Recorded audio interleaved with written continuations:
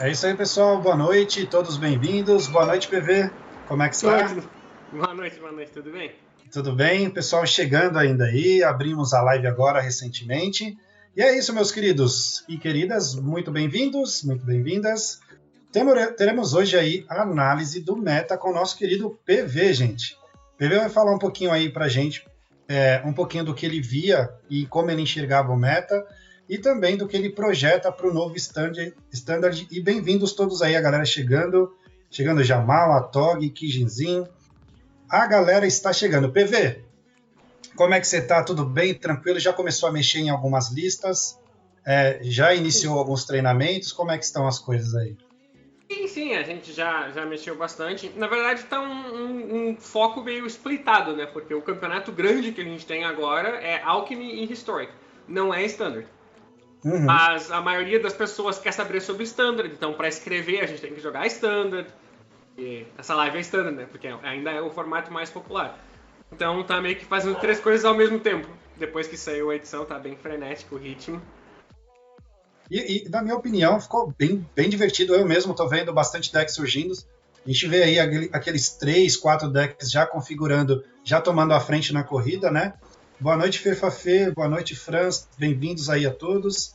Galera, tá chegando ainda, mas a gente já pode começar a conversar um pouquinho, né, PV? Antes, né, da mudança, antes aí do ban, antes da entrada de Kamigawa, a gente tinha um deck que era dominante no meta, né? Como que você enxerga esse deck e você realmente gostava de jogar com ele? Como você enxergava o Izete aí que estava dominando o meta antes das alterações? Então, o meta antes, né, dos banimentos e da edição nova era um meta de um baralho, digamos. Existiam outros baralhos, tá, né? Sempre existem, não era que nem o Reclamation, que era 70% do field, mas era um meta onde eu não entendia a justificativa de não se jogar de Izete. Porque pra mim era simplesmente o melhor baralho, porque era um baralho que era assim, contra os baralhos que você tem um bom matchup, era quase impossível perder. Porque o seu deck era consistente, acabava fazendo a mesma coisa todos os jogos. Então, por exemplo, contra um baralho mais lento, tipo um Orzhov, alguma coisa assim, você quase nunca perdia. Porque o seu deck fazia a mesma coisa e a sua coisa era melhor que a do que o oponente estava fazendo. Então, os seus bons matchups eram muito bons. E os matchups que não eram tão bons, nunca eram horríveis. Porque mesmo contra, tipo, os Mono White, os Mono Green da vida, você ganhava a maioria dos jogos que você estava na play, por exemplo. Então você ganhando o dado, ganhando a moeda, você já se tornava favorito num matchup ruim. E dependendo de como era a sua mão, você conseguia ganhar os jogos também. Então assim, era um cenário onde os matchups bons eram muito bons e os ruins eram meio 50-50, 48-52. E isso com um cenário onde todo mundo está tentando ganhar do Izete. Né? Todo mundo sabia que o Izete era o baralho mais popular e ele ainda assim era o melhor baralho. Então foi o baralho que eu joguei no último campeonato grande que teve, né? E é o baralho que eu recomendava para todo mundo que perguntasse, porque eu dizia, não existe motivo para você não jogar com esse baralho. Esse é o melhor baralho. Que não é uma situação que nós estamos agora. Agora a gente viu que bom, primeiro os banimentos, né? Já, claro, mudou tudo, né? Porque baniram a Auron's Epiphany, baniram o Divide by Zero e baniram o Perseverance. No caso, o Perseverance não fez diferença nenhuma pro Izete. Mas a Epiphany era a carta principal do baralho, né? Que é a Epifania de Auron, que era o que fazia você ganhar 100% das vezes dos outros baralhos. Porque era um jeito de você ganhar um jogo que não podia ser descartado, não podia ser morto, né, com remoção, era difícil de você reiniciar. Então era uma carta que você fazia e ganhava o jogo simplesmente. E isso contra os baralhos pretos, por exemplo, era um grande problema. Então Uhum. essa era a carta principal do baralho, realmente. E como ela foi banida, o baralho, claro, deixou de existir daquela forma. Só que Sim. depois dos banimentos, o formato não mudou muito porque ninguém prestou muita atenção no formato, né? Porque logo uma semana depois, ou 2 semanas depois, já ia vir Kamigawa. Então o pessoal tava mais hypado para as cartas de Kamigawa do que pro Standard sem Kamigawa. Então o formato ficou meio estável, assim, não. Ninguém jogou campeonato nenhum, ninguém prestou Ficou em atenção no stand-by, formato. né? A galera ficou Isso, em stand-by esperando o Kamigawa, né? esperando a edição nova, exatamente. E daí surgiram diversos baralhos com a edição nova, que é uma edição que tem muitas cartas boas. Eu acho que é uma edição muito difícil de a gente fazer uma avaliação, porque tem muitas cartas muito diferentes, muitas cartas muito complicadas. Então tem cartas, por exemplo, essa coisa de você ter criaturas que também são equipamentos. Ou você ter sagas que depois viram criaturas. Sabe? Isso são coisas completamente novas. Ou você se importar se as criaturas têm modificações. São coisas que não existiam antes no Magic, ou há muito tempo não existem. E que você só lendo é difícil entender o que está acontecendo. E até porque essas cartas são muito... tem muitas palavras, né? Tem textos muito grandes. As cartas. Eu não sei se o pessoal chegou a ver, mas Kamigawa é a edição com mais palavras na história do Magic. Né? Isso já foi contado, assim. Então tem carta que é na frente e atrás, sabe? Wall of text. Então é realmente muito difícil você só ler e ver o que está acontecendo. Então eu acho que ainda vai mudar bastante isso, porque acho que ainda não se chegou na forma final desse standard, né? Vai mudar muito, nós não sabemos quais vão ser no final os melhores baralhos, mas a gente vai falar um pouco hoje dos baralhos que eu acredito que são os melhores agora, né? Com a informação que a gente tem agora, são esses baralhos que eu jogaria. Ó, o IM7 acabou de falar, fala PV, sou seu fã, abraço Leonardo Molinari. Ó, e por falar em datas importantes, né? Hoje fazem o quê? 2 anos, né, PV? Do nosso título aí. Lembrar aí o título é sensacional, né, cara? A gente estava aí acompanhando as postagens. Ó, o Cardaleri chegando aí, FIFA Fê, Ramon Cat. E realmente a gente tem essa sensação, né, PV? A gente vê que tem muita carta que tem muito potencial, mas de repente a gente não sabe o quão grande é o potencial dela, né? Coisas que a gente vai se surpreendendo com o decorrer. Cartas aí que a gente vem trabalhando, fugindo, né? Essa questão de você ter uma criatura que equipa a outra. Cara, naturalmente você divide aí, até na questão de uma global, você consegue voltar melhor depois de uma global. Tem algumas interações muito boas que a gente vai conseguir ver com o decorrer do tempo. Enquanto a galera tá chegando aí, a gente já falou, né, do deck que estava dominando o meta antes da atualização, antes do banimento e da entrada de Kamigawa. A gente falou um pouco dos banimentos, né, das cartas que foram banidas. E agora a gente pode começar a olhar um pouco para frente, né, PV? Hoje, nessa noite, você preparou para a gente aí, foram 4 listas, é isso? Antes de mostrar as listas, eu queria que você falasse um pouquinho do porquê você escolheu essas listas e depois a gente debate um pouquinho sobre elas propriamente dito. Então, as 3 primeiras listas são os baralhos que eu acho que são os baralhos com mais potencial no momento. Sabe? Então, se eu tivesse um campeonato para jogar amanhã, eu jogaria com uma das 3 primeiras listas, porque eu acho que elas são as melhores. A 4ª lista é a lista que eu acho que tem mais potencial de crescer, assim, que é um baralho relativamente novo, que está surgindo, né, e que pode ser muito bom e pode não ser, mas não está muito claro ainda, porque não teve tempo hábil do formato se consolidar. Né? A gente tem muito pouco resultado do formato até agora. Se olha no Magic Online, no Magic Arena, não tem muitos campeonatos, tem alguns. Então, assim, a gente tem uma ideia de quais são os melhores baralhos, mas não tem como saber com certeza. E também porque os 3 primeiros baralhos que eu escolhi são um arquétipo, são 2 arquétipos. Né? São 2 baralhos de controle e um baralho mid-range. Então eu pensei, bom, para quem quer jogar com um baralho mais agressivo, né? Qual seria a melhor opção dos baralhos agressivos? Eu acho que é esse 4º baralho que eu coloquei. Então, mas assim, novamente a gente está numa situação que antes era assim, você não joga de Zet, você tá errado, né? Não tá errado no sentido de que todo mundo é obrigado a jogar, mas assim, você tá fazendo a escolha que não é a melhor. Você tá jogando por algum outro motivo, com algum outro baralho, mas não é a melhor escolha. Agora não existe isso. Agora, mesmo eu tendo separado 3 baralhos, eu acho que você pode jogar com qualquer um deles, os 3 são bons. Você pode jogar com o 4º baralho, pode jogar com o 5º, 5º, 6º, 7º, que eu não falei aqui, porque é tudo muito próximo um do outro. Né? O melhor baralho vai ser talvez 1% melhor do que o 4º melhor baralho. Então, se você tem muito mais afinidade com o tipo de baralho que é o 4º baralho, por exemplo, vale mais a pena jogar com ele. Uhum.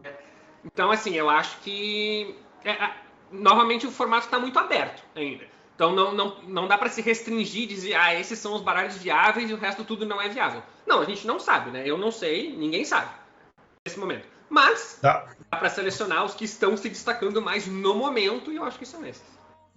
Perfeito. Então vamos lá, vamos conhecer aí a primeira lista que o PV indica, que é uma das melhores aí, ou a melhor, uma das melhores escolhas para o novo meta. A gente está vendo aí o Zet Control, galera. Eu, para quem me conhece, sabe que eu sou fã, né, de jogar de Zet. E tem uma outra lista também que eu vou estar muito feliz de estar jogando aí com essas indicações do PV. Mas vamos lá, vamos falar um pouco sobre o baralho, né? Muitas pessoas, PV, pensaram que com o ban da Epifania ele basicamente teria, né, o prego selado ali, o caixão do Izete, mas o Izete está voltando com força e está voltando com bastante qualidade. Sim, é um baralho que, assim, ele sobreviveu ao ban da Epiphany e do Divide by Zero, né? Que não foi só a Epiphany que ele perdeu outra carta que era importante pro baralho. Né? E mesmo assim, ele tá aí vivo, só que agora ele tem um foco um pouco diferente, né? Que é o Goldspan Dragon, que é uma carta que, com os banimentos, passou a ser uma das melhores cartas do formato. Ela já era uma das melhores, né? E como não mudou nada pra ela, saindo do Divide by Zero, ela fica ainda melhor, né? Porque era uma das melhores respostas pro Goldspan Dragon. Então, assim, esse é um baralho que ele é basicamente igual ao outro baralho, né? Igual ao Wizard antigo, com algumas modificações. E você pode ver que não tem nenhuma carta de Kamigawa nessa lista. E eu acho que deveria, né? Eu peguei uma lista do Magic Online, tá, gente? Essa é uma lista que ganhou um campeonato e ganhou 2, inclusive. A mesma pessoa, com o mesmo deck, ganhou 2 challenges. Então, é uma lista que certamente, assim, se provou, né, que é boa, mas não tem nenhuma carta de Kamigawa. E, claro, os terrenos você sempre usaria, né? Os terrenos lendários. Então, isso é só porque a edição tinha saído há pouco tempo, a pessoa não quis realmente comprar os terrenos, mas não tem por que não botar. Mas eu preferi ficar com a lista que a pessoa jogou, porque a pessoa jogou 2 campeonatos e ganhou os 2, né? Então, acho que vale a pena ter essa lista de referência, mas se você for jogar com ela, certamente eu colocaria os terrenos lendários, né? Que é o Okinawa e o Sokenzan, porque não tem por que não usar. A menos que você esteja com muito medo de você Ju e Field of Ruin, que não é o caso aqui, né? Porque tem 9 básicas no baralho ainda. Então, se você tirar 2 ou 3, vai ficar um número grande ainda. Então, não tem por que não usar. Mas, fora isso, não tem nenhuma carta de Kamigawa. Né? E porque, realmente, Kamigawa não tem muitas cartas para esse tipo de baralho. E mesmo assim, o baralho continua forte. E o deck tem essa proposta, né, de repente controlar o máximo possível e depois tirar a máxima vantagem em cima do horror, né? Realmente, o que os brasileiros brincam aqui chamando de lagostinha, siriguejo, quando ele cai é um pesadelo. E todas essas cartas aí com drop baixo, né? O próprio Fading Hope, o Spike, conseguem dar uma sinergia muito boa para cima do horror, né, PV? E esse baralho ele tá usando cartas que escaparam dos nerfs do Alchemy, né? Porque se você for olhar, tanto o Goldspan Dragon quanto o Hullbreaker Horror são cartas que são muito fortes e foram nerfadas no Alchemy, mas não no Standard. Então você acaba conseguindo ter o uso completo dessas cartas, digamos. E assim, a ideia do baralho não muda muito, né? Você ainda tem um monte de remoção, tem um monte de carta que compra carta, você faz os dragões e o Windfall para ganhar mais mana. O que mudou é que você não tem mais essa segurança que você tinha antes. Porque antes você fazia a carta que copia, né, que é o Galvanic Generation, com o Auron's Epiphany você ganhava o jogo de qualquer coisa. Né? Então você tinha um cenário assim, que não importa o que tinha acontecido no jogo até lá, isso seria o suficiente para você ganhar o jogo. Então a gente chama um conceito de inevitability, que é que se o jogo se prolongar, você vai fazer os seus land drops, vai comprar suas cartas e vai ganhar o jogo. Em algum momento ou outro. Né? E era um combo que assim, era difícil de anular, porque você faz copy e flashback e não dava para descartar, porque a carta tem fortel e outra tem flashback. Então era um combo que era muito difícil de lidar. E agora não é mais isso. Né? Não tem mais essa situação. Se você estiver perdendo o jogo de muito, você vai fazer um Hullbreaker Horror ou um Goldspan Dragon e vai continuar perdendo o jogo. Né? Ele não tem mais aquela saída livre da prisão. Que era o conceito que eu gosto de pensar, que era a Epiphany. Então, os baralhos que você destruía, você não destrói mais. Né? Você continua tendo bons matchups contra esses baralhos. Né? Se você for jogar contra o Orzhov Midrange, por exemplo, você vai ter um bom matchup, porque o seu baralho ainda você compra muitas cartas, você faz muita coisa muito grande, só que não é mais 80%, sabe? É 55%. Então, você aproximou muito. Agora esse é um baralho que é mais ou menos 50-50 contra tudo. Né? Você vai ser um pouco bom contra os outros baralhos mais lentos, um pouco ruim talvez contra os mais agressivos em algumas situações, mas virou um baralho que assim, é jogável, é bom, mas não é mais o baralho dominante do formato. Não é mais quebrado, né? Não tem aquela Isso. coisa desproporcional, né? Mas eu ainda gosto muito. É legal o que você mencionou no início, né? A gente tem muita coisa para encontrar e descobrir em Kamigawa ainda, né? Então podem entrar aí, logicamente, como você mencionou, nós temos os lands lendários que são Insta-in aí no deck, né? Mas ainda a gente pode, de repente, identificar alguma outra carta que pode reforçar o Izete. Mas o Izete tá bem, tá vivo. Vamos então para a segunda lista que o PV preparou aí, galera. Vamos ver o que ele vai trazer pra gente na segunda lista, que é outro amor meu, viu, cara? Adoro, tô curtindo muito, apesar de achar muito forte essa lista que o PV tá trazendo hoje. Eu vinha jogando o PV com uma lista um pouco mais control, mas realmente, cara, gera muito valor esse Orzhov que você trouxe hoje. Conta pra gente um pouquinho dessa escolha, do porquê o Orzhov mid-range. Então, mas antes disso, o Black falou aqui que saída livre da prisão é entendido apenas para quem foi jovem nos anos 90. Tem gente que não entende saída livre da prisão. Não faz parte vamos jogar do banco imobiliário, não né? faz parte da cultura de todo mundo. Não se joga mais banco imobiliário. Se você não jogou banco imobiliário, você está vivendo errado. Por favor, volte e resete a vida. Vamos lá, tem que jogar. Eu até entendo, porque era assim um jogo que causava tanta discórdia, né? Você ficava 3 horas, cada família inventava suas regras e coisas assim. Isso então que é legal. Não dava mais discórdia que o War. Não, e o melhor é que esses jogos, eles foram criados, PV, para não ter fim, porque eu nunca terminei um banco imobiliário. Nunca deu certo. Exatamente. Sempre tinha que deixar para outro dia. O War só termina quando alguém levanta e chuta o tabuleiro, assim. Eu vou levantar e... Daí cai todas as peças e acabou o jogo. Que pena, foi sem querer. Assim. Isso, Mas então, voltando pro Orzhov, é como você falou, essa lista que eu separei, essa lista não é de nenhum lugar, tá? Essa lista é a lista que eu estou jogando, mas, assim, ela não é refinadíssima. Também não vou querer dizer que, testei muito e cheguei nessa lista, esses números exatos, 2 dias, 3 dias. Não é assim, né? Ela é meio que uma junção de coisas que eu achei que faziam sentido e que eu fui jogando e descobrindo. Mas eu acho que esse é um arquétipo que tem muitas cartas para mudar. Porque como você falou, ele pode ser montado de diversas maneiras diferentes. Porque ele é mid-range, né? Esse arquétipo que está aí agora. Mas ele poderia ser mais controle, ele poderia ser um pouco mais agressivo, ele poderia ter mais um elemento de sacrifício, né? Porque tem gente que usa, por exemplo, o White Witch e a Deadly Dispute, mais cópias e coisas assim. Então tem muitos jeitos diferentes de você montar esse baralho, tá? Mas esse foi o jeito que eu escolhi, que é realmente, acho que o mais mid-range de todos, né? Ele tá bem no meio da história. E ele é um baralho que meio que faz tudo, né? Você não é capaz de ter mãos tão agressivas quanto os baralhos que são dedicados a agro, mas você também tem algumas mãos agressivas, né? Se a pessoa não te respeitar, você vai conseguir ganhar o jogo. Você faz lá o seu 2-1 e o Eren que põe tokens e o Edgar ou os Planeswalkers e uma hora você mata o oponente. Você não é tão lento assim. O baralho é mais rápido agora do que ele era antes. E, ao mesmo tempo, você tem muita remoção para você jogar contra os outros baralhos de criaturas. Você tem muitos bloqueadores, muitas cartas que dão -1/-1. Tem o Ghast e o Massacre. Você tem cartas que fazem tokens. Então você é muito bom contra criaturas no geral. E você é muito resiliente, né? O termo que a gente usa no Magic, que é um termo meio mais técnico, que é uma coisa que volta ao normal, né? Resiliência. Então, assim, se a pessoa vai lá e faz um sweeper, destrói todas as criaturas, 2 turnos depois sua mesa já tá igual, né? Porque você tem muitos jeitos de ganhar valor. É muito difícil você grindar esse deck com remoções 1/1. Porque...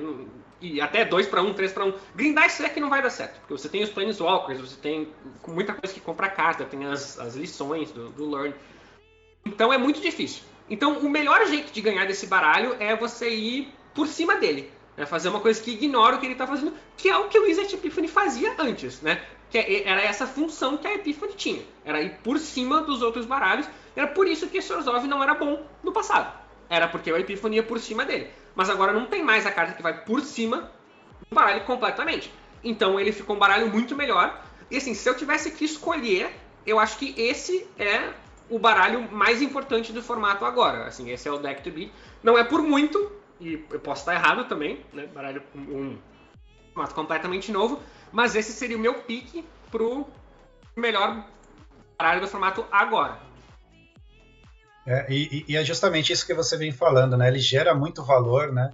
Ele recompõe a mão muito rápido, ele retorna o setup muito dinâmico. Eu tô jogando, né? Honestamente, eu tô jogando de Orzhov.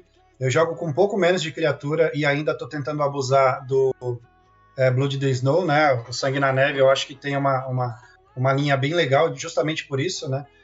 Eu trabalho um pouquinho em cima aí de gerar valores na disputa, né? Rampar um pouco com os tesouros, e aí faço Sangue na Neve e tento recompor a partir daí.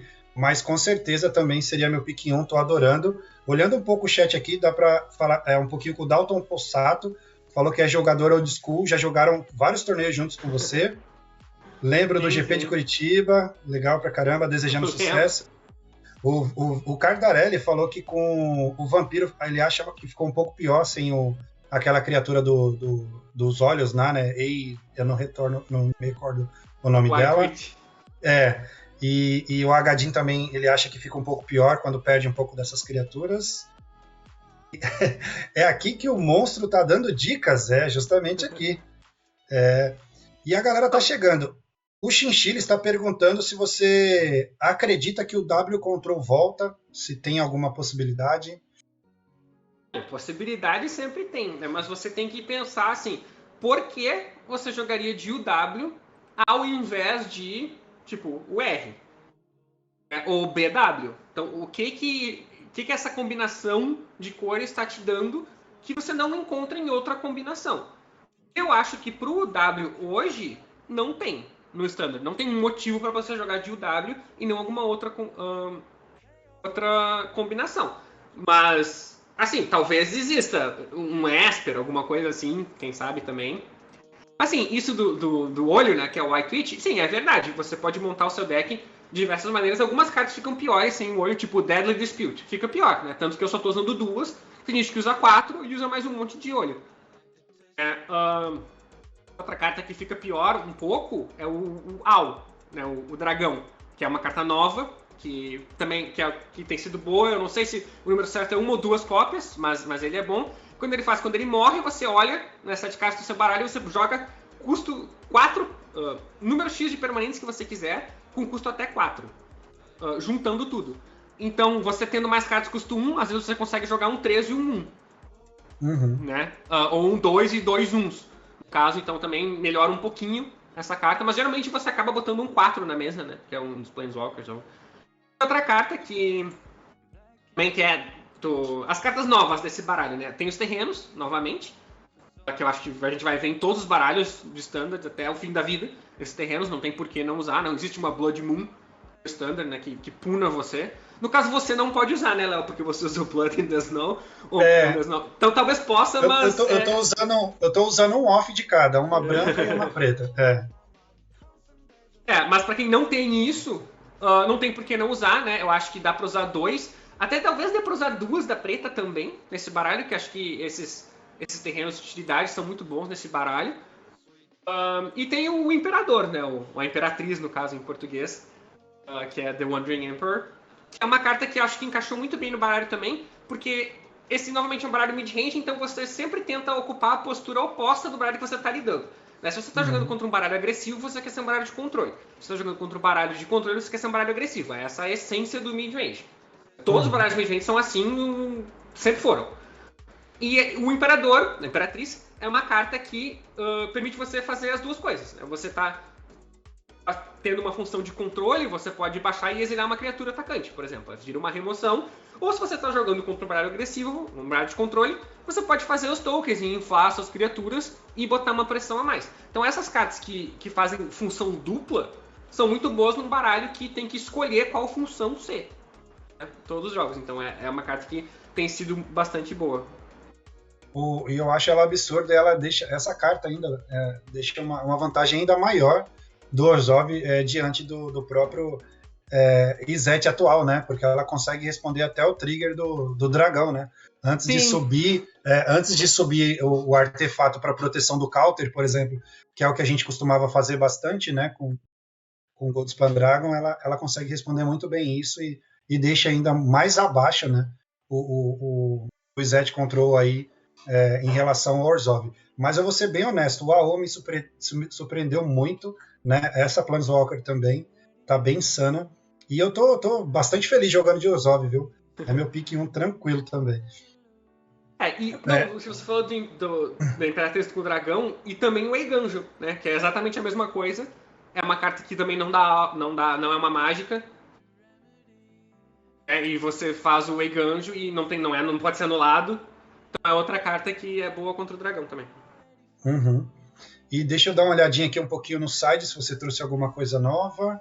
Né? Tem aquele kit padrão, né, do Lesson, são as cartas aí que a gente vem. Agora, esse novo artefato, né, que a gente até brinca, como eu jogo mais control, eu uso 2 cópias no main, né? Que a gente tava brincando, até falei hoje com o Caio, né?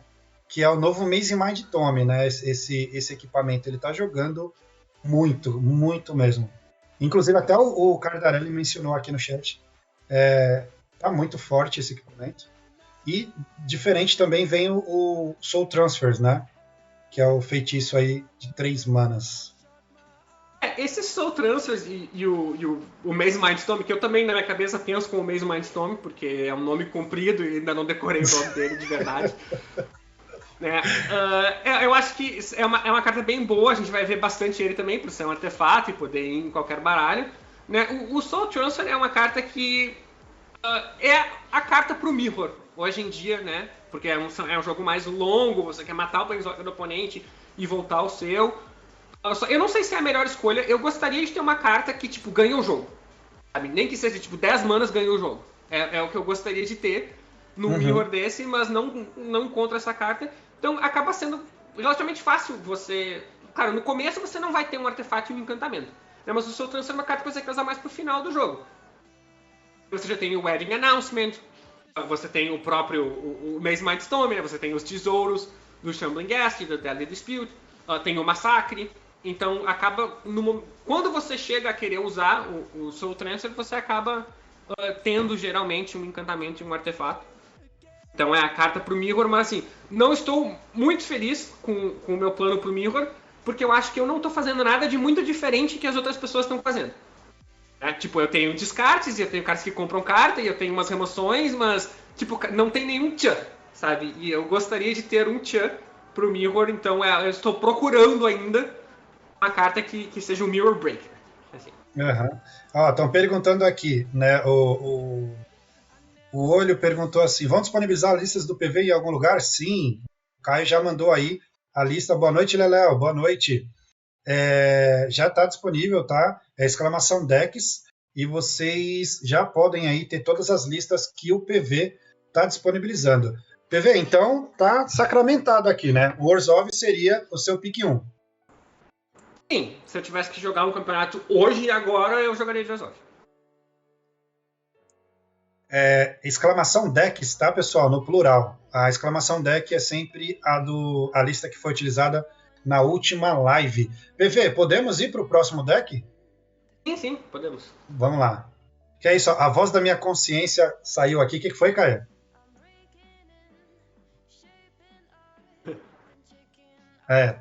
Tá funcionando nos dois. Boa. Beleza, vamos lá então para a terceira lista, fechando aí a primeira camada aí que, aos olhos do PV, seriam as 3 listas que poderiam ser super bem aceitas, né, como melhores listas no formato atualmente, como ele mesmo pontuou. Ele está falando que Kamigawa vem rica de novas possibilidades, né, PV? E a gente vai encontrar muita coisa ainda no decorrer dela, tá? Eu estou muito feliz com essa edição, realmente hypou bastante. Vamos para a próxima lista, e a próxima lista nada mais é que o nosso novo amor, hein? Eu e o Caio aqui já tá encantado com essa carta, né, que é a Hinata. Realmente é um absurdo. E vamos escutar um pouquinho aí do que o PV acha dessa lista e o porquê que ele escolheu ela. Vamos lá, PV. Não, esse é um baralho inteiramente novo. Né? Os outros 2 baralhos que a gente viu são baralhos que já existiam e foram adaptados com a edição nova. Esse é um baralho que foi criado do zero, porque ele é baseado numa carta que não existia, que é a Hinata. Que é uma carta que, assim, você olhando, parece muito uma carta de Commander. Né? Porque quando eles lançam as edições, dá pra ver que cartas são feitas pra jogar no Standard e que cartas são feitas pra jogar no Commander. O Hinata tem cara de carta de Commander. É uma lenda de 3 cores, cheia de habilidade. Então é uma carta que você às vezes passa o olho e diz, tá, essa carta é pra Commander, e não presta atenção nela no competitivo. Mas acho que talvez por isso ela acabe sendo um pouco melhor do que se esperava, porque talvez não tenha tido tanto teste com ela no stand. Isso eu tô especulando completamente, tá, gente? Eu não tenho informação nenhuma.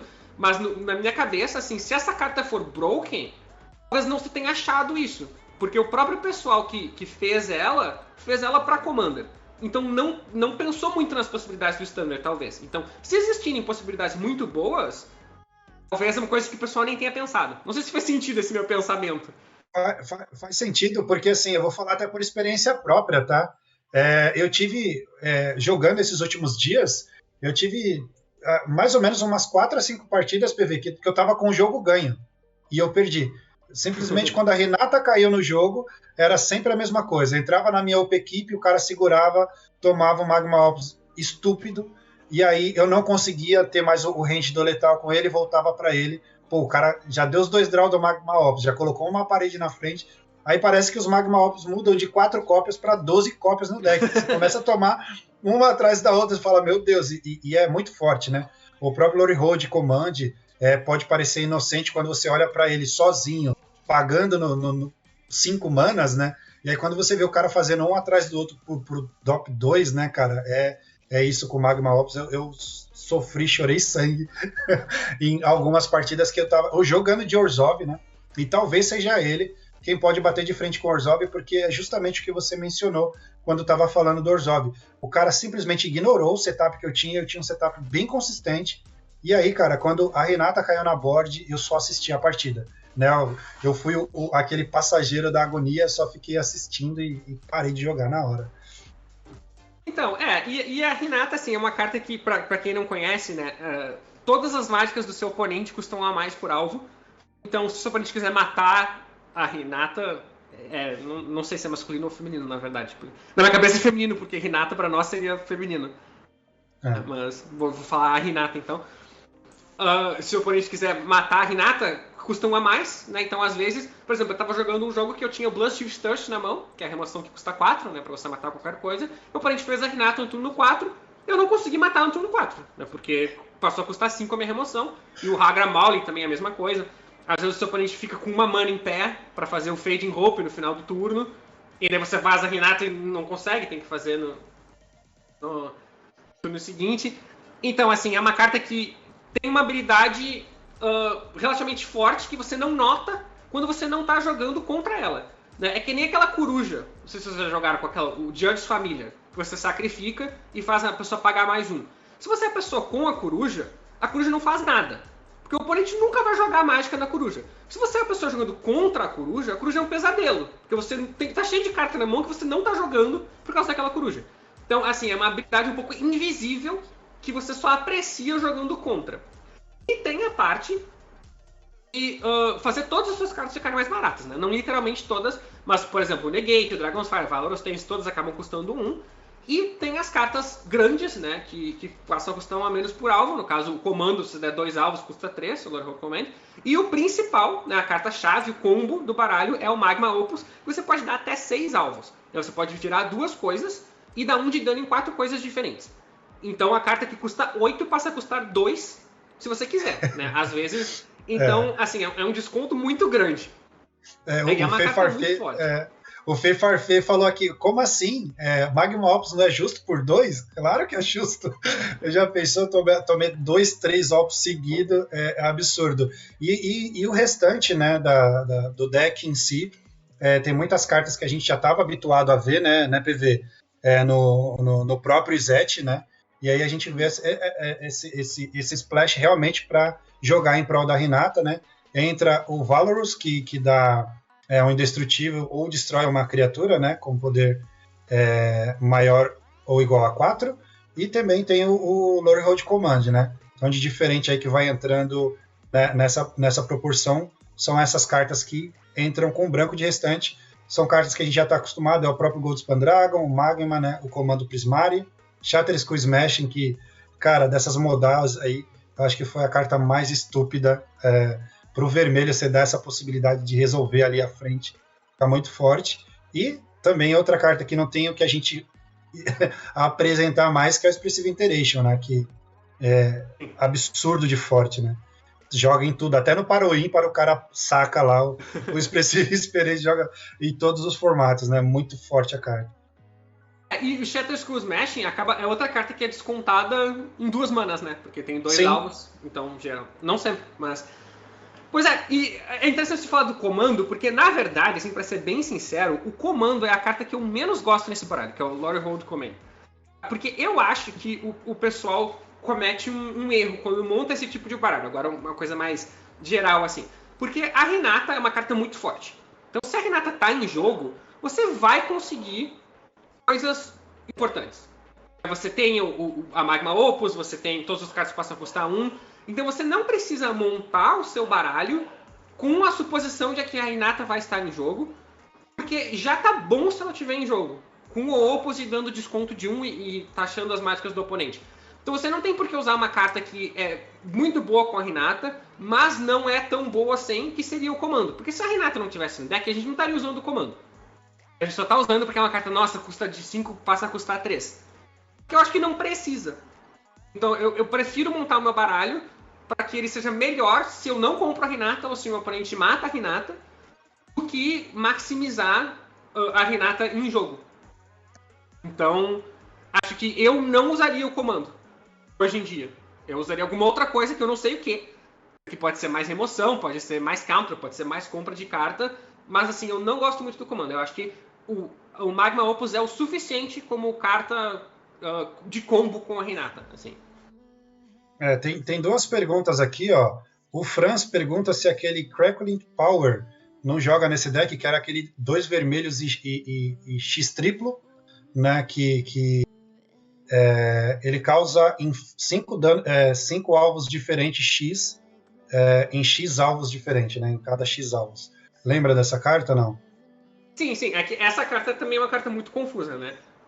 Ela não causa... Tipo, se você pagar 5 manas, ela causa em 1 alvo. Então, de 5 passa a ser 4. Para você causar em 2 alvos, isso tem que ser 2. Então, passa a custar 8 manas. E daí, nesse caso, custaria 6. Uhum. Então, assim, você tem um desconto, claro. Se você quiser pagar em 3 alvos, daria 11 manas e passa a ser 8. Então... Não sim, tá valendo o pagamento é um ainda. desconto. Não, é um desconto, assim, considerável, né? Mas... não sei se você precisa. Assim, sinceramente, nunca testei essa carta no Renata, então acho que talvez valha a pena. Mas, tipo, você faz Renata do turno 4, do turno 5 você não consegue fazer essa carta. Só você consegue fazer ela por 1, que é o que você já conseguia antes. E aí a pessoa tá... Pode falar, desculpa.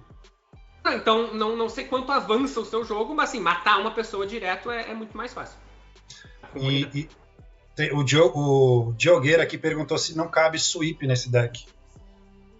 Sweeper? Olha, até pode. Eu acho que é uma das opções. Daí depende muito de que tipo de baralho você espera. Né? Acho que tem coisas como tipo Cinderclasm. Assim, como eu falei, a pessoa que montou. Também essa foi uma lista do Magic Online. Essa é a lista padrão. Assim, eu já vi mais de uma pessoa jogando com ela. Então foi a lista que começou e foi copiada. Eu acho que talvez tenha focado muito em coisas que tem desconto com a Renata, e daí os sweepers não tem, né? Porque você não dá alvo em nada. Mas mesmo assim, sim, eu acho que talvez você possa usar Cinderclasm e coisas assim no main deck, dependendo do formato que você espera. Aí outra coisa que vale a pena mencionar é que o Prismari Command foi uma carta que ficou bem melhor, né? Porque agora tem muito mais artefatos sendo jogado, porque tem criaturas que são artefatos também. Né? No próximo baralho a gente vai ver, por exemplo, que um monte das criaturas são artefatos. Um monte não, mas algumas. Criaturas são artefatos também. Melhorou bastante, né? E tem uma pessoa aqui até falando se mísseis mágicos é bom. Cara, é legal porque pode dar 3 alvos. O que mata no mísseis mágicos nessa lista é que ele tem 2 vermelhas, né? Se ele fosse 2 incolores e uma vermelha, ia ser bem, bem forte, né, nessa lista. Custaria 1, né? Mas, assim, acaba ia ser um bolt, dependendo. Dá 2 e 1 ali, né? Não daria não para... seria um bolt, não. Tinha que estar um alvo só, né? Mas sim, e aí o Mike Lane aqui, um abraço pro Mike Lane, tá perguntando, PV, e o seu canal do YouTube? Acabou, era muito bom. Pretende fazer mais alguma coisa? Então, não sei. Assim, no momento agora não sei se o meu canal foi hackeado há um tempo atrás e sumiu, eu já consegui recuperar os vídeos. Mas eu tava muito envolvido com coisa aqui, de mudança e coisa na minha casa, e não tava dando pra eu dar a atenção que o canal merecia. Então, entre eu fazer... Tipo, eu preferi parar e organizar a minha vida e talvez depois voltar, do que tentar fazer tudo ao mesmo tempo. Então, assim, no momento eu não tenho previsão de voltar. Talvez eu volte, talvez não. Uhum. Beleza. Vamos lá, então. Mais alguma... Deixa eu ver aqui no site se tem alguma novidade aqui. Negate, Bunny Hands, de plasmas, Disdain, Stroke, não, né? Side, basicamente, listas daí que a gente já conhecia, realmente teve a alteração para jogar em prol da nossa querida Hinata. E vamos agora para a quarta lista, que é mais como se fosse uma promessa para a gente ficar de olho, a revelação do futebol brasileiro, é isso, PV? É um baralho que, assim, eu selecionei porque ele é um pouco diferente, né? Ele usa muitas cartas novas, então é um baralho que, pelo menos no formato passado, não existia, né? Cara, ele já existiu na história do Magic, talvez seja o baralho que mais existiu, né? Que é o Mono Red Agro, que desde que eu comecei a jogar, em não sei quando, o baralho já existe, tipo, 95 já existe esse baralho. Mas no formato passado ele não existia, ele não era bom. E agora ele tem muitas cartas novas, então é um baralho que realmente tem essa possibilidade, né? Tem cartas que antes não tinham uma casa, por exemplo, a Chandra. A Chandra não tinha onde jogar com a Chandra, né? E agora surgiu um baralho para Chandra. Esse baralho é um baralho até que o Villedel, né, o Hall da Fama brasileiro, jogou num campeonato, ficou em segundo, acabou perdendo pro Izete. Eu não sei se essa lista é a lista correta, né, de Mono Red, mas eu achei que valia a pena separar, também para quem gosta de jogar com baralho mais agressivo, né? Nenhum dos 3 baralhos passados eram agressivos, então essa é uma possibilidade. E o grande diferencial dessa lista... Tem 2 grandes diferenciais, assim, eu acho. O primeiro é que agora tem os one-drops que são bons. É que antes eles não existiam, a gente tá há muito tempo jogando de Mono Red sem one-drops bons. O Fervent Champion era bom quando vinha 2, mas fora isso são todos ruins. E agora tem 2 one-drops bons, né? O Rabbit Badger e a Saga do Kumano são as 2 cartas que são boas. Então não são cartas tipo que, eu tenho que usar um drop, então vou botar esse Hall Monitor no meu deck. É o Fireblade Charger. É uma carta horrível, Fireblade Charger. Mas você precisa de um drop, então você põe. E agora não, agora você tá botando porque você quer. Então você tá feliz de usar esses one drops. Então, é um diferencial com a edição nova. E outro diferencial é o Thundering Raiju, que também acho que é esse o nome, que é o 3/3 no caso, né? Que quando ataca você pode transformar ele em 4/4, que dá um monte de dano, que é o Hell Rider novo. Né? Então são as grandes diferenças, eu acho, que a gente adicionou nesse baralho, que daí deram cartas vermelhas o suficiente para você botar a Chandra e fazer um Mono Red, que a Chandra não funciona fora do Mono Red. E do jeito que o pessoal gosta, né? Você tá falando aqui, PV, a galera já entra ao delírio falando, é isso mesmo, é seta pra direita, o Paulo já surge, o Fer Farfê já tá falando que é fogo neles, então é basicamente isso. Né? A gente tem uma versão também que a gente está preparando do time para mostrar, uma versão que vem com um pouco mais de artefato, mas essa do Vili mostrou que veio para ficar, que o Mono Red a gente precisa ligar, sem trocadilhos, a bandeira vermelha, porque ele sempre se faz presente, né? Pode demorar um pouco, mas toda vez que chega e volta pro formato, ele incomoda bastante, e eu falo, né, porque eu fico desesperado, porque eu sou um jogador que gosta de jogar mais de controle, né? E sofro muito jogando contra os mono-heads curvados aí. Praticamente aquela sensação, né? De perdi na moeda, perdi o game 1, né? Quando você olhava o mono-head do outro lado, era péssimo isso. E você vê muita expectativa dentro dele, PV? Na sua opinião mesmo, você gosta do que você está vendo? É um deck que você poderia também pensar em buildar um pouco mais na tua característica e tentar trabalhar em cima dele? Eu acho que sim, assim, eu acho que ele é um deck muito cru ainda, porque ele tá usando muitas cartas novas, né, que a gente não... Tipo, o Elmo do Ogre, ele usa a carta da Double Strike também, então tem muitas cartas novas e, assim, eu não sei dizer qual é o número certo dessas cartas, né, se é 2 e 4, que nem tá usando aqui, ou se é 4 e 0, ou se é 2 e 2, ou 3 e 3, ou 4 e 4, sabe, é difícil saber exatamente essa composição. Mas eu acho que sim, que tem potencial. Quando você fala de baralhos agressivos, geralmente, assim, existe o potencial de um baralho agressivo existir no formato, pelo menos. Porque ele acaba punindo os baralhos mais lentos. A questão é, o Mono Red é melhor que as outras opções? No formato passado não era. No formato passado a gente tinha o Mono Green e o Mono White, que eram os dois melhores que o Mono Red. Né? E talvez agora, com essas cartas novas, seja melhor. Ele tem um pouco de problema com o Orzhov, né? Porque o Orzhov pune muito fácil criaturas pequenas, né? Tem o Massacre, tem um monte de tokens, tem o Shambling Gas, então você pode fazer... Você faz primeiro turno 1, o cara faz Shambling Gas, tipo, você já não pode atacar, você não pode nem matar a criatura, né? Então, assim, é um problema.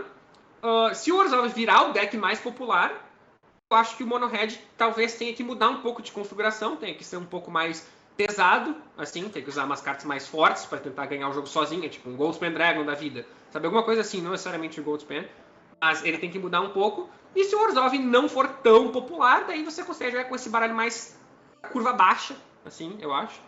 E também tem a questão de quanto mais greedy os baralhos forem, né, ficarem, mais melhor vai ser o Mono Red. Então, por exemplo, você está jogando de Orzhov, e você pensar, não, mas vai ter muito Orzhov, muito Epiphany, eu vou começar a tirar essas cartas aqui e vou botar uns Durez no main deck. Ou vou botar umas cartas mais caras para ganhar o jogo, mais uns 5 drops. E daí o Mono Red vai ficando melhor também.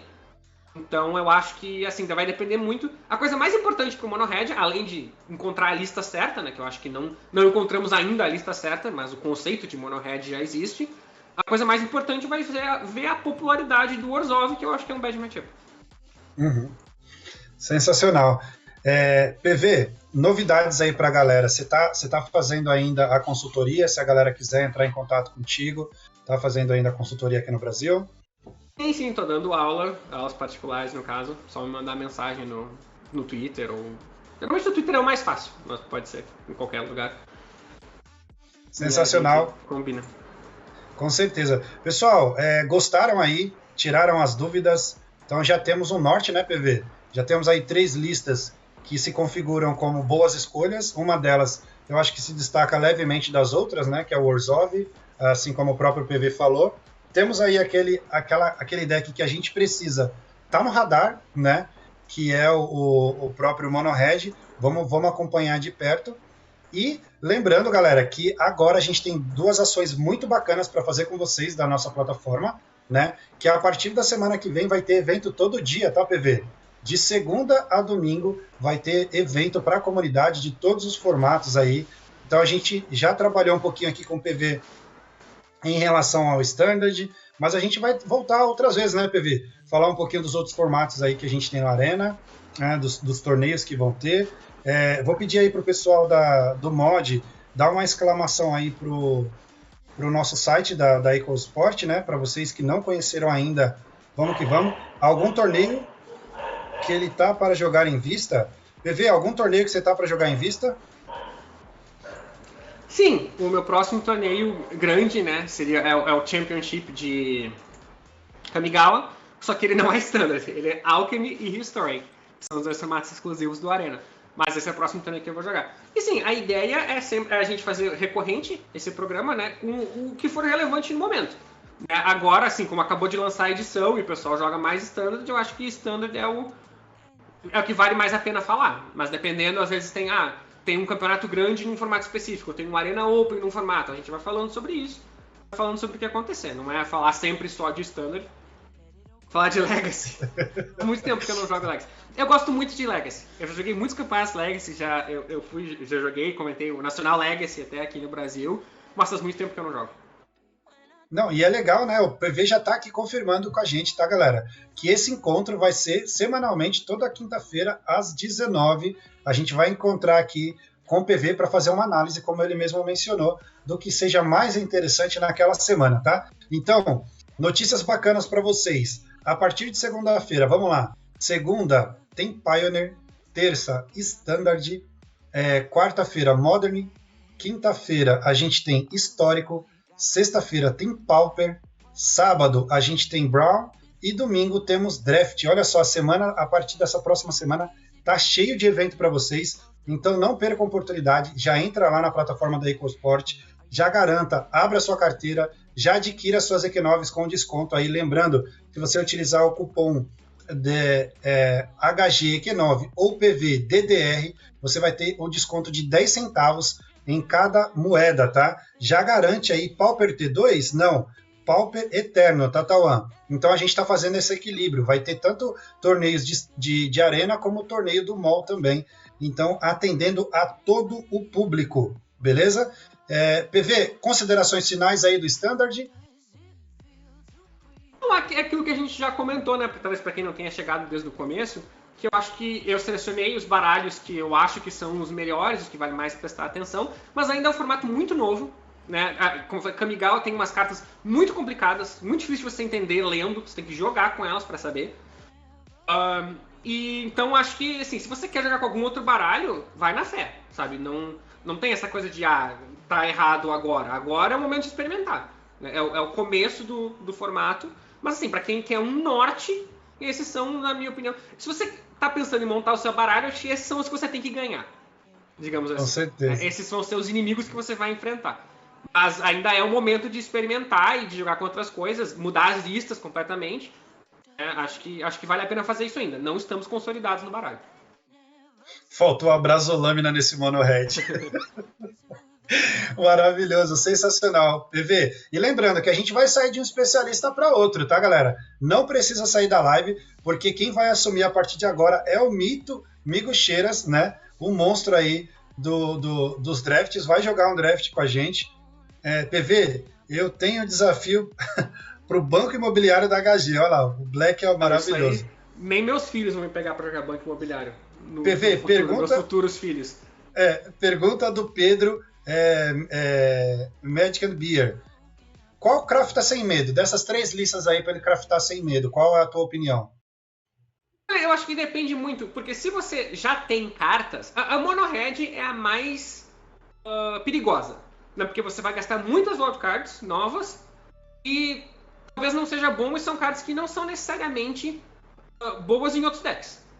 Tipo, são cartas bem específicas do Mono Red. Então, se você tá preocupado em guardar wildcards, eu não draftaria o Mono Red. Eu acho que as outras usam muitas cartas antigas, né? Tem uma que não tem nenhuma carta de Kamigawa, por exemplo, a primeira lista. Então depende se você já tem uma coleção ou não. Eu acho que talvez... Eu não sei dizer qual eu acho que tem mais chance das cartas continuarem boas. Talvez seja o Orzhov mesmo. Porque o Orzhov, ele tem muitas cartas que servem para outros baralhos também. Tipo, Wedding Announcement você pode usar em outros baralhos. Mas tem um monte de terreno. Não sei dizer, na verdade. Pra ser bem sincero, não... Vai na característica do jogador, né? Dentro dessas 4 listas que você já passou... E que tipo de baralho você gosta. Sabe, as cartas do Izzet são cartas que vão rotacionar mais cedo, eu acho. Porque são cartas mais antigas. Então talvez você craft o baralho agora e daí daqui a... Tipo, na próxima rotação as cartas não servem mais. As cartas do Mono Red, se você craftar agora, são cartas da edição mais nova, então você vai poder usar elas por muito mais tempo. Mas talvez elas entrem em menos baralhos. Eu não sei, depende muito do que você prioriza. Realmente não sei. Desculpa não sei responder. Não, mas você está sendo honesto, né? É justamente isso. Você tem que avaliar de acordo com o recurso que você tem. Porque é muito fácil pro PV, de repente, falar que ele tá gostando do Orzhov, que ele acha que o Orzhov tá à frente no formato, mas, de repente, depois de 2 semanas, o Orzhov deixa de estar tão à frente disso, e a Renata domina. Você deu uma craftada errada. Eu acho que essa escolha cabe um pouco também, pessoal, de recurso versus o estilo de jogo que você gosta, né, PV? Então, basicamente, para mim, se eu pudesse craftar alguma coisa hoje que eu não teria, eu ia insta-keep no Orzhov, porque é uma característica que eu gosto e tem muita carta que vai continuar jogando, né? Então, nesse aspecto, dá para eu avaliar assim. Às vezes você pensa, tipo, o Mono Red não tem muito terreno raro, né? Porque é Mono Red, então vai 18 montanhas, você tem que craftar os dele, daí você vai no Izzet, por exemplo, no Izzet não, no Hinata, você tem que craftar os Pathways, os terrenos dourados, né? Mas ao mesmo tempo essas cartas são cartas que você vai querer ter. São, tipo, esses Pathways você vai ficar usando pro resto da sua vida, até eles saírem do formato. Então acho que depende muito. É difícil responder. Mas o pessoal tá falando nos jogos ali do desafiar pra jogar o War. O jogo desses que eu gosto é Detetive. Assim, eu tenho 4 jogos da minha infância, que é Banco Imobiliário, War, Jogo da Vida e Detetive. O único que eu gosto de jogar hoje ainda é Detetive. Os outros 3 são Não vai me pegar jogando. Detetive a gente pode ver. Eu vou dar uma dica para vocês, hein, gente. Joguem Patuscada. Esse é um nome bem, bem exótico, mas é um jogo bem divertido para você jogar entre os amigos. Até 10 pessoas podem jogar Patuscada. Depois do Magic, vem Patuscada, hein? Ó, a Júlia tá perguntando, ô PV, Bocejo é hype ou é fato? Não, assim, o Bocejo é muito bom nos formatos mais antigos. Eu acho. Tipo, mudou tudo no Modern, no Legacy. É uma carta assim que realmente muda os formatos. E quanto mais pra perto você vem do Standard, pior a carta fica, né? Menos bom ele fica. Eu acho que, assim, no Standard é uma carta que você vai usar uma ou duas no seu baralho, e é isso, assim, do mesmo jeito que você usa o Eiganjo ou o Sokenzan, você botar um ou dois e não vai mudar muito. Agora, se você tá jogando de Tron, muda o seu baralho, sabe, nos formatos mais antigos. Tron no Modern, é um baralho diferente, agora, com o Bocejo, sabe, então acho que é uma carta que vai ver jogo até em Vintage. É uma carta muito forte, só que no T2 ela não é o melhor possível, assim, ela é melhor nos formatos mais antigos. O Eremitão tá falando aqui, Scotland Yard, chegou também o pessoal da Inside MTG, um abraço aí pro Jonais, mas eu acho que é isso, PV, foi muito bom, bacana demais estar com você hoje, lembrando que a gente vai se encontrar na semana que vem aí, anunciar para a comunidade que temos um encontro já marcado, toda quinta-feira às 19 horas a gente vai ter esse papo com o PV, lembrando que vai ser de acordo com a necessidade da própria comunidade, né? Tá vindo o hype de um torneio grande, tá vindo um formato bacana, a gente vai debater sobre isso. Lembrando, galera, semana que vem vai ser incrível, então já entre na plataforma, já adquira a sua EQ9, utilize os cupons aí, tanto o HG EQ9 ou o PVDDR, para ganhar o desconto em 10 centavos de cada EQ9 adquirida, porque a semana inteira vai ter torneio, você pode jogar ou você pode torcer, e também na quinta-feira, PV, começa o Hall da Fama da plataforma Eagles Sport. PV, eu vou te jogar na bomba agora, hein? Primeiro torneio, quem que você acha que crava aí? Tem alguém que você acha que vai ali na frente ou fica difícil? Joguei na bomba, joguei na fogueira. Difícil, né? Eu vou, assim, o meu voto é o Patrick. O Patrick? Acho que o Patrick tá empolgado, tá, tipo... Na última live que a gente fez de apresentação, vocês deram host no Patrick, ele já estava streamando. Cara, todos os jogadores jogam muito, né? Mas o meu voto dessa semana é o Patrick. E a galera aí já coloca a exclamação quem você torce. Se você torce para a Júlia, se você torce para o Rastaf, Bolovo o próprio querido Mussum, né? Que é o Anderson, né? A gente tem Bolovo, Rastaf, Júlia, Patrick... deixa eu ver quem mais aí, me ajudem a memorizar. Saporito, a galera tô respondendo, hein? Mussum, Tim Careca, Capa Ross, e também tem a Carol Anê, né? Então são esses. Lembrando que você pode adquirir moeda para torcer. Se você acertar quem é o campeão do torneio, você ganha parte dessa premiação. E se você errar, como é uma torcida, você não perde nada. E o PV já deu a dica para quem ele vai estar torcendo, né, PV? Você vai lá depositar suas EQ9 e vai torcer para o Patrick. Então é isso, galera. Agora que a gente virou real, isso tem que pensar mesmo assim. Tá vendo? Agora, você Patrick. vai comprometer as suas EQ9. Então, Patrick, não faz feio, hein, cara? A lenda tá torcendo para você, hein, bicho. Então é o seguinte, galera, vou falar para vocês, permaneçam aí. A gente vai colocar um intervalo de 30 segundinhos, que é o tempo da gente aqui se despedir, tanto o PV quanto eu, de vocês, porque o monstro do draft, a máquina do draft, vai entrar para jogar draft com vocês, o nosso querido amigo Chiras. Então eu me despeço aqui, PV, quer dar tchau pra galera? É isso aí, espero que vocês tenham gostado. Qualquer coisa também pode só entrar em contato comigo ou com o pessoal do time, que a gente vai fazer essa live toda semana. Então, se tiverem assuntos específicos que vocês queiram, é isso aí. Muito obrigado por assistirem. Até semana que vem. E eu vou falar minha torcida, hein? A primeira semana eu vou torcer pro Anderson. E é isso aí, vou colocar minha EQ9 e eu vou torcer pro Anderson, que ele é monstro. Galera, valeu, muito obrigado. Continuem aí, porque o nosso querido amigo Cheiras vai chegar em seguida, tá bom? Abraço, PV, valeu. Um abraço.